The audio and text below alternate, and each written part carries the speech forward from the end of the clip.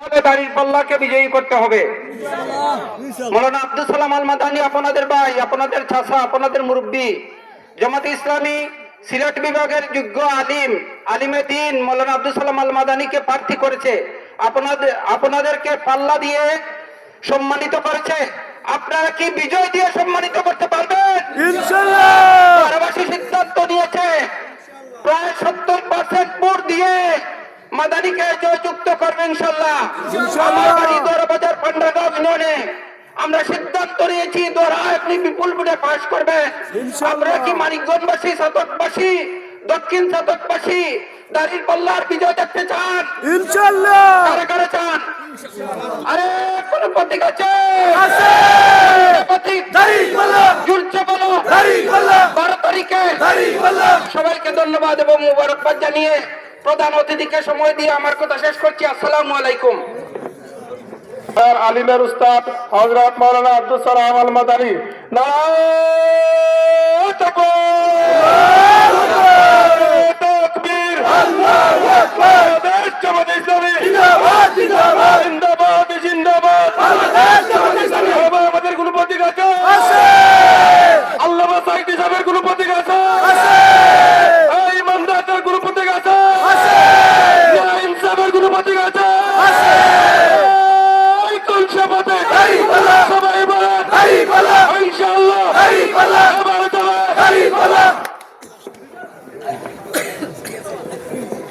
السلام عليكم ورحمة الله وبركاته. الحمد لله كفى والسلام على عباده الذين اصطفى.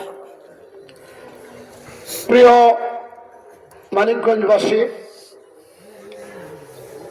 আজকের এই নির্বাচনীয় অনুষ্ঠানের সম্মানিত সভাপতি, সম্মানিত অতিথিবৃন্দ, প্রিয় মুরব্বিয়ানে কেরাম, ব্যবসায়ী বৃন্দ, নয়নের মণি যুবক বৃন্দ, আমি আপনাদের লোক। এই বাজারে আজকে এটা নিয়ে 3 নম্বর প্রোগ্রাম। রমজানুল মুবারক ইফতার করেছি, এরপরে কয়েক মাস আগে এখানে একটি অনুষ্ঠান করেছি, আজকে সিরাত মাহফিল, আর এখানে এটা 3 নম্বর। অনেক প্রার্থী আছে যারা 3 বছরও একবার আপনাদেরকে এসে দেখে যাবার সময় পাবে না, কিন্তু আমার এটা 3 নম্বর প্রোগ্রাম। আমি ইতিমধ্যে সাতক দ্বারাতে প্রায় 1000-এর অধিক গ্রামে 800-র মতো প্রোগ্রাম করেছি, 200-র মতো প্রতিষ্ঠান আমি পরিদর্শন করেছি। আমি স্বাস্থ্য কেন্দ্রগুলোকে সচক্ষে অবলোকন করেছি। আমি বিভিন্ন দুর্যোগ, দুর্ভোগ, দুর্বিপাকে সাধ্যমতো অংশগ্রহণ করেছি। আপনারা যদি কালকে মারা যান কেউ, তাহলে আমাকে জানাজায় দাওয়াত পেলে ইনশাআল্লাহ আমি আপনাদের জানাজায় উপস্থিত হব। আমি যদি আপনাদের আগে মারা যাই, আপনারাও আশা করি দাওয়াত পেলে মাদানী সাহেবের জানাজায় গিয়ে শরীক হবেন। আমি আপনাদের প্রতিবেশী, আমি আপনাদের লোক, আমি অতীতেও ছিলাম, এখনো আছি, ভবিষ্যতেও আপনাদের খেদমতে থাকতে চাই। প্রিয় মানিকগঞ্জবাসী, আমি নেতা হতে চাইনি। আমার জন্য বড় বড় চেয়ার বিভিন্ন জায়গাতে এমনিই নির্ধারিত আছে। আমি 36 বছর শিক্ষকতা করেছি। আমি 3 বছর আগে রিটায়ার্ড করেছি। আমার 10 থেকে 12,000 ছাত্রছাত্রী। এই যে দাড়ি লাল মৌলানা দেখছেন, মৌলানা সিরাজ, উনিও আমার ছাত্র। নগদ দেখাইয়া দিলাম আপনারা, হ্যাঁ? অথচ আমার তো দাড়ি এখনো পুরো সাদাই হয়নি। প্রিয় ভাইয়েরা, 10 থেকে 12,000 ছাত্রছাত্রী আমার বিদ্যমান, আলহামদুলিল্লাহ। আমার জন্য দোয়া করনেওয়ালা অনেক মানুষ আছে। তারপরে আমি, আমার একটা লালচ, আমার একটা লোভ কি, পেট মোটা করবো, বাড়ি গাড়ি বানাবো, আমার সব আছে। আমার 3 জন ছেলে মেয়ে লন্ডন বড় বড় পদে চাকরি করে, আমার ছেলে আমেরিকাতে, আমার ছেলে ঢাকাতে, আমার মেয়ে ডাক্তার, আমার সব কিছু আছে। আমি নেতা হওয়ার জন্য, কোটি কোটি টাকার মালিক হওয়ার জন্য, ঘর বাড়ি পাওয়ার জন্য, ব্যবসা বাণিজ্যের জন্য নয়। আমি আল্লাহর সন্তুষ্টি অর্জন করতে চাই, আখিরাতের ঠিকানাটুকু ভালো করতে চাই। আখিরাতের ঠিকানা ভালো করতে হলে 2টি কাজ করতে হবে। একটা আল্লাহর গোলামি, আর 2 নম্বর হচ্ছে জনগণের খেদমত। জনগণের সেবা করা। আল্লাহ রসুল বলেছেন খায়রুন নাস মান ইয়ানফাউন নাস, মানুষের মধ্যে সবচেয়ে উত্তম মানুষ সে মানুষ যে মানুষ মানুষের সেবা করে। মানুষের সেবা আমি একা ব্যক্তি আব্দুল সালামে কিভাবে করব? যদি করি তাহলে মহিব ভাইকে 10,000 1 লক্ষ টাকা দিয়ে দিতে পারি, কিন্তু আপনাদের এই রাস্তাটিকে যদি প্রশস্তকরণ করে একদম কুর্সি থেকে ওই দিকে নিয়ে লামা রসুলগঞ্জ পর্যন্ত নিতে হয় তাহলে 100 কোটি টাকার প্রয়োজন। সেটা কি আমি পারবো নাকি উনি পারবেন? পারবেন না। এজন্য আপনাদের পক্ষ থেকে আমাকে সাহায্য করে যদি আপনারা পার্লামেন্ট পর্যন্ত পৌঁছিয়ে দিতে পারেন তাহলে আমি কথা দিচ্ছি আমি আপনাদের কোনো আমানতের খেয়ানত করব না। আমি হচ্ছে বলে আপনাদের সাথে ওয়াদা ভঙ্গ করব না।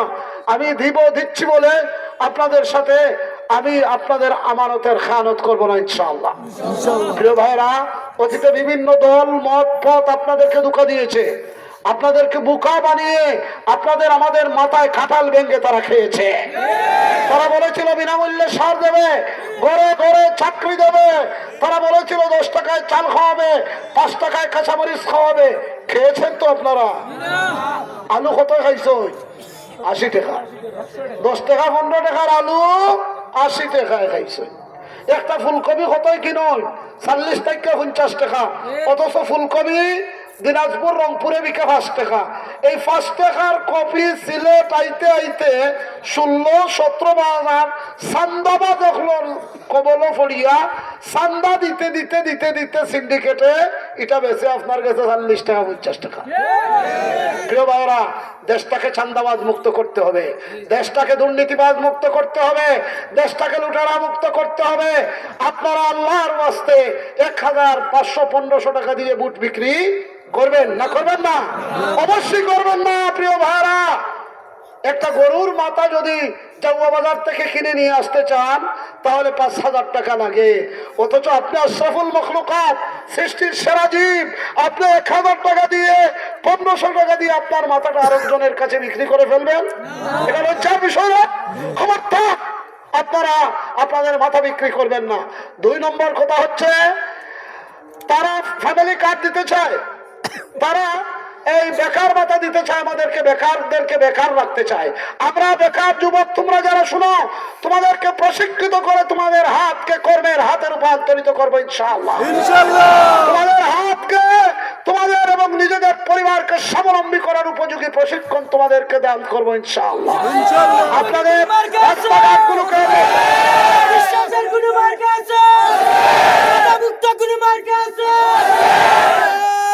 সেই মার্কা এবার যাবে 12 তারিখ সারাদিন দাঁড়িপাল্লায় গুড় দিন 12 তারিখ। ধন্যবাদ আপনাদেরকে। ইনশাআল্লাহ এবার দাঁড়িপাল্লা বিজয়ী হচ্ছে ইনশাআল্লাহ। এবার শুধু আমরা নয়, 11টি দল একত্রিত হয়েছি।